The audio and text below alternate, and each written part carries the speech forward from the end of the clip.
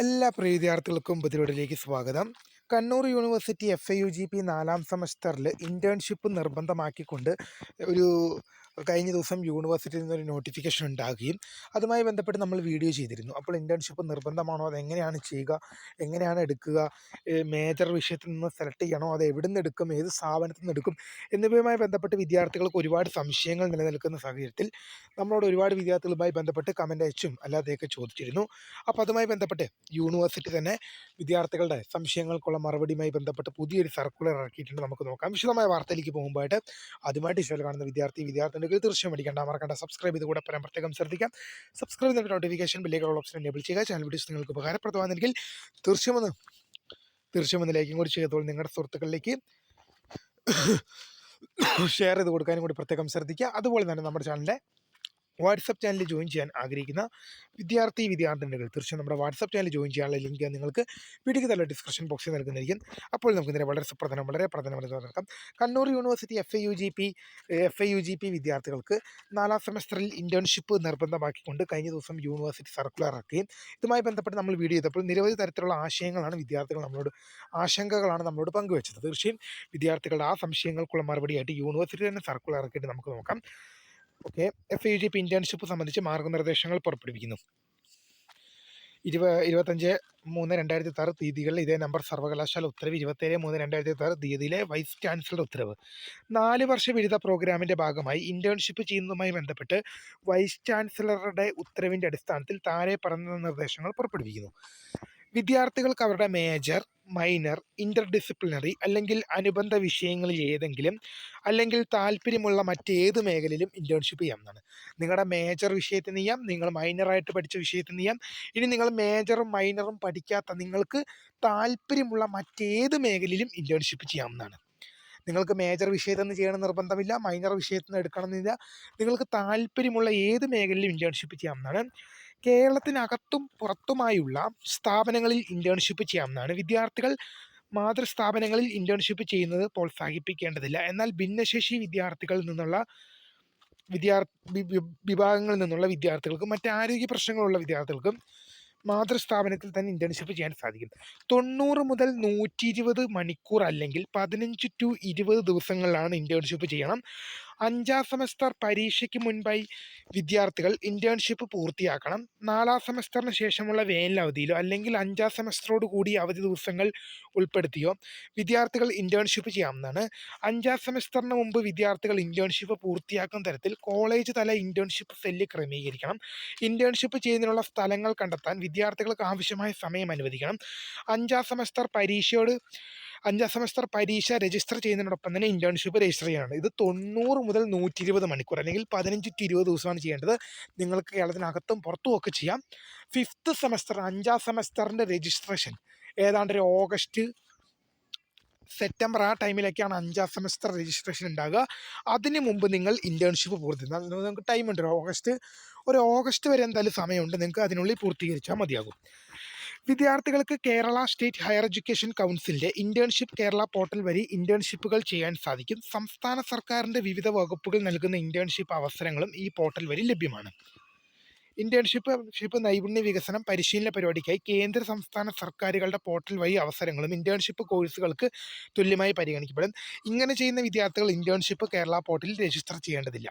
ഈ internship Kerala portal വഴി internship എടുക്കുന്നവർ വിദ്യാർത്ഥികൾ ശ്രദ്ധിക്കേണ്ടത് ഇതിനകത്ത് മുഴുവൻ പെയ്ഡ് ഇന്റേൺഷിപ്പുകൾ മാത്രമാണ്.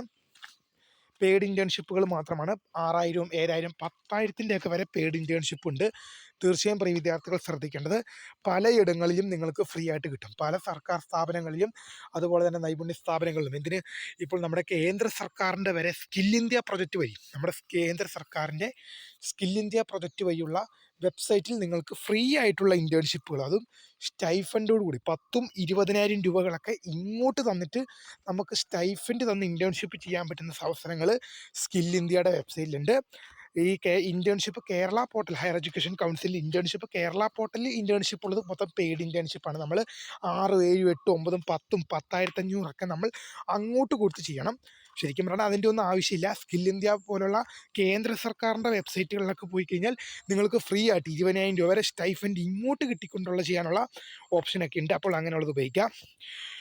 കോളേജ് വിദ്യാർത്ഥികൾക്കും നേരിട്ട് സ്ഥാപനങ്ങൾ കണ്ടെത്തി ഇന്റേൺഷിപ്പ് ചെയ്യാവുന്നതാണ്. ഇങ്ങനെ ചെയ്യുന്ന വിദ്യാർത്ഥികൾ ഇന്റേൺഷിപ്പ് കേരള പോർട്ടലിൽ രജിസ്റ്റർ ചെയ്യേണ്ടതില്ല. ഇപ്പോൾ ഞാൻ പറഞ്ഞ കാര്യം തന്നെയാണ് ഇവിടെ പറഞ്ഞിരുന്നത്. നമുക്ക് എന്ത് ചെയ്യാം, ഇപ്പം നിങ്ങൾക്ക് ഇന്റേൺഷിപ്പ് ചെയ്യാൻ സ്വന്തമായിട്ട് സ്ഥാപനം കണ്ടെത്തി ഇന്റേൺഷിപ്പ് ചെയ്യാം. അങ്ങനെയുള്ളവർ ഇന്റേൺഷിപ്പ് കേരള പോർട്ടലിൽ രജിസ്റ്റർ ചെയ്യേണ്ടതില്ല. സ്വകാര്യ മേഖലയിൽ സ്വകാര്യ മേഖലയിലുള്ള സ്ഥാപനങ്ങൾ തിരഞ്ഞെടുക്കുമ്പോൾ അവ കുറഞ്ഞത് 10 വർഷമെങ്കിലും പ്രവൃത്തി പരിചയമുള്ള സ്ഥാപനം വേണം. അഭികാമ്യം, അതായത് നിങ്ങളൊരു പ്രൈവറ്റ് സ്ഥാപനം തിരഞ്ഞെടുക്കുമ്പോൾ ആ സ്ഥാപനത്തിന് എന്ത് ചെയ്യണം, 10 വർഷമെങ്കിലും പ്രവൃത്തി പരിചയം ഉണ്ടായിരുന്ന സ്ഥാപനമാകണം.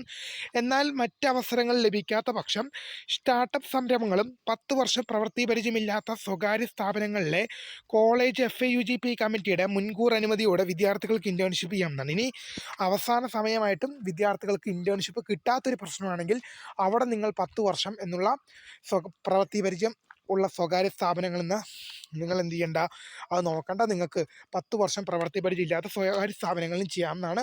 അതെന്ന് പറയുന്നത് അവസാനമായിട്ടും ഈ 5th സെമ്മിൻ്റെ രജിസ്ട്രേഷനൊക്കെ ആയിട്ടും ഒരു വിദ്യാർത്ഥികൾക്കും കിട്ടാത്ത സാഹചര്യത്തിലാണ് അങ്ങനെയുള്ളത് തിരഞ്ഞെടുക്കേണ്ടത്. താല്പര്യമുള്ള വിദ്യാർത്ഥികൾ ഗവേഷണ ഇന്റേൺഷിപ്പുകൾ അംഗീകൃത ഏതെങ്കിലും വിദ്യാഭ്യാസ സ്ഥാപനങ്ങൾ, യൂണിവേഴ്സിറ്റി വകുപ്പുകൾ, ഗവേഷണ ലബോറട്ടറികൾ അല്ലെങ്കിൽ വ്യവസായ സ്ഥാപനങ്ങൾ എന്നിവിടങ്ങളിൽ ഗവേഷണ ഇന്റേൺഷിപ്പ് ചെയ്യാവുന്നതാണ്. നിങ്ങൾക്കിപ്പോൾ മറ്റ് കോളേജുകളിൽ പോയിട്ട് ഇന്റേൺഷിപ്പ് ചെയ്യാം. യൂണിവേഴ്സിറ്റിയുടെ പഠന വകുപ്പുകളൊക്കെ ഉണ്ട്, അവിടെ പോയിട്ട് നിങ്ങൾക്ക് ഇന്റേൺഷിപ്പ് ചെയ്യാം. ഗവേഷണ ലബോറട്ടറികളിൽ ചെയ്യാം, വ്യവസായ സ്ഥാപനങ്ങളിൽ ചെയ്യാം. എവിടെയെങ്കിലും വെച്ച് നിങ്ങൾക്ക് എവിടെ വേണമെങ്കിലും ചെയ്യാം.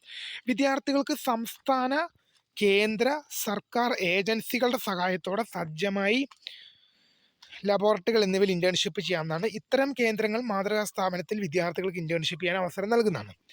ഇന്റേൺഷിപ്പുമായി ബന്ധപ്പെട്ട് പ്രവർത്തനങ്ങൾക്ക് മേൽനോട്ടം വഹിക്കുന്നതിനായി താഴെ പറയുന്ന അംഗങ്ങൾ ഉൾപ്പെട്ട കോളേജ് തലത്തിൽ ഒരു ഇന്റേൺഷിപ്പ് സെല്ല് രൂപീകരിക്കേണ്ടതാണ്.